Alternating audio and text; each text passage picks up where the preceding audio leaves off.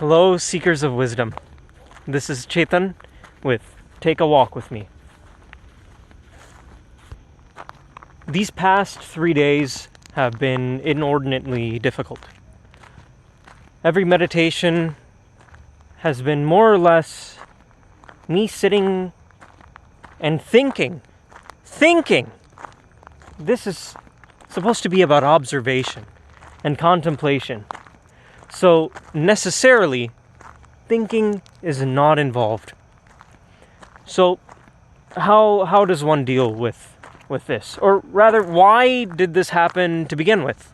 Why did these past 3 days result in meditations that were valuable lessons, but weren't ideal experiences? Simple. The state of observation of your consciousness, the ability for it to fully observe what's going on, necessitates certain factors. It's dependent on what you ate, what your mood is, the time of day, what you did yesterday, your overall thoughts throughout the day, and many, many other subtle factors. So how are we to work within this system, right? We exert control when we can, and wherever we can, in how we act, in how we treat people, in what we put in our body, and of course in the rest that we need in order to refresh.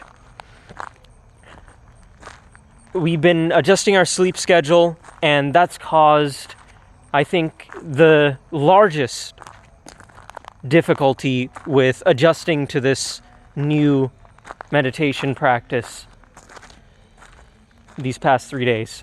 And what I've realized is that throughout this experience of frustration, almost, taking the basic steps, the necessary steps, the prerequisites are just as important as actually doing the practice.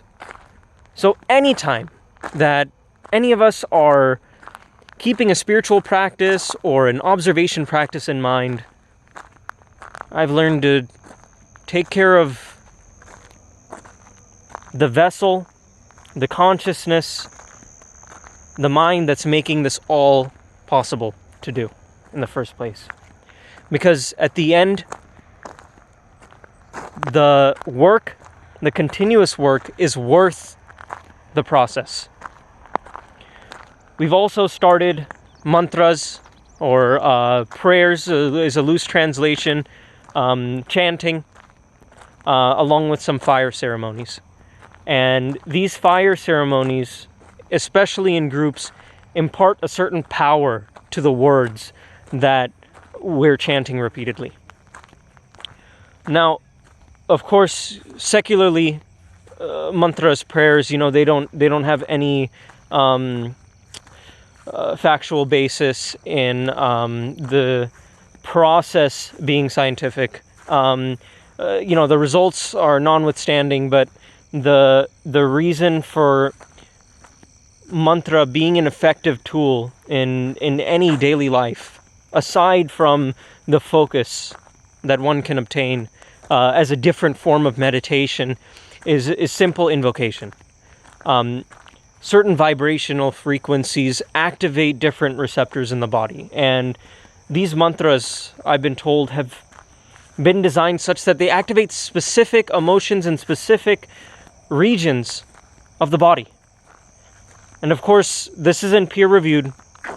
This is merely accepting that this could be a possibility, so it's worth pursuing. And even if this is all fake, what does it matter? Because there will have been a valuable lesson in practicing chanting.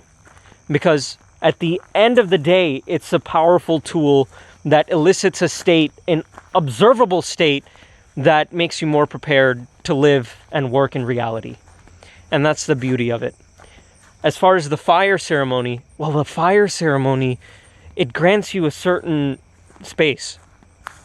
And by space, I mean there's a visible energy in the fire. Of course, we all know this. We can hear the crackle, we can see the bright colors, but how does that affect us? Well, of course, we know that our environment, to a certain degree, dictates, or rather affects our perception, our mood, our thoughts. Of course, we know this. But being around a fire, being around people, chanting in unison, imparts a certain strength, a certain power that we didn't know we had before. And it multiplies the power of doing these mantras alone. So I ask you, think about practices that you have, that you can do in groups and that you can impart power into, either through thought, action, environment, or by preparing yourself with the prerequisites. My heart speaks out to you. Seekers of wisdom, be blessed.